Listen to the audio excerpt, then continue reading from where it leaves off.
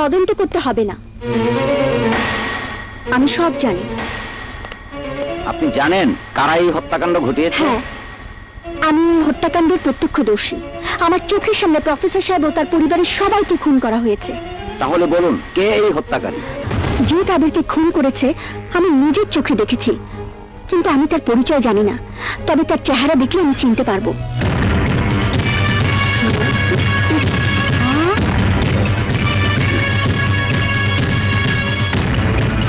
শেষ, এইবার আর বাসনের কোনো উপায় নাই। তোমারে দেখলেই চিনা ফেলাইবো। চলো দুলা ভাই, কবর ঘুরি গিয়া কবর।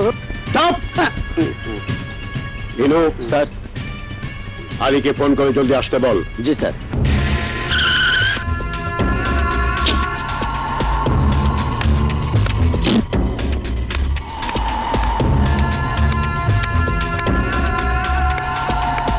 আসসালামু আলাইকুম।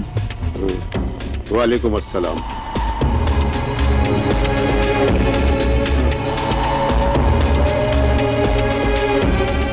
কি ব্যাপার চাচা, এত জরুরি তলব?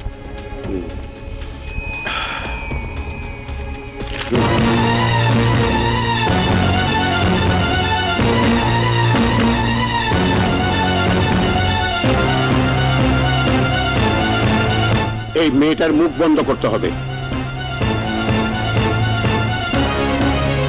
স্যার, এই মেয়েকে তো কোনোদিনই আলী খুন করতে পারবে না, কারণ ওর সাথে আলীর ইশকে মোহাব্বত মানে প্রেম ভালোবাসা আছে। এই বেটা, কিসের প্রেম? হ্যাঁ, কিসের প্রেম? ইনু, আলী সম্পর্কে বাজে কথা বলবি না। জি স্যার। আলী আমার ছেলে, আমি ওকে মানুষ করেছি। আমি যা বলবো ও তাই করবে। বাবা, আমার জীবন যদি বাঁচাতে চাস তবে ওই মেয়ের জীবন তুই খতম করে দে বেটা। তাই হবে চাচা।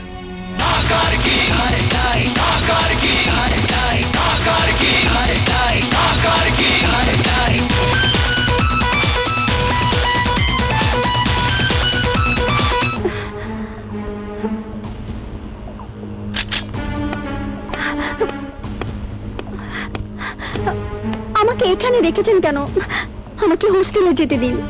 এখন হোস্টেলে থাকা নিরাপদ নয় বলেই তোমাকে পুলিশ পাহারায় এখানে রাখা হয়েছে। আদালতে সাক্ষ্য না দেওয়া পর্যন্ত তোমাকে এখানেই থাকতে হবে। তুমি এই হত্যাকাণ্ডের একমাত্র প্রত্যক্ষদর্শী, তাই তোমাকে খুনিরা মেরে ফেলতে চাইবে। তাহলে আমাকে একটা ফোন করতে দিন। না না, কারোর সাথে যোগাযোগ করা যাবে না, তাহলে খুনিরা জেনে যাবে তুমি কোথায় আছো।